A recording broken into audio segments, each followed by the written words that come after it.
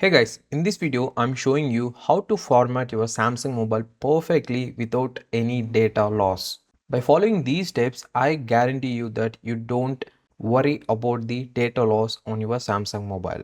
First, backup all the content that is available on your mobile and transfer it to any external micro SD card or any hard disk, or even you can send to another mobile or PC or laptop also.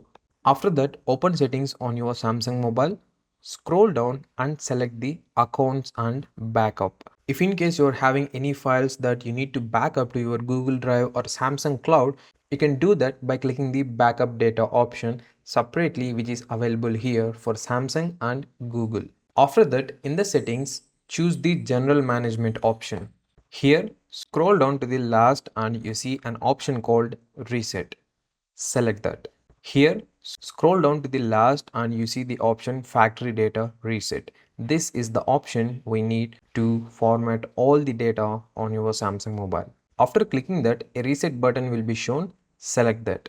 Now it shows one more where if you do the factory reset, your personal information and all the downloaded apps will be erased and it cannot be recovered.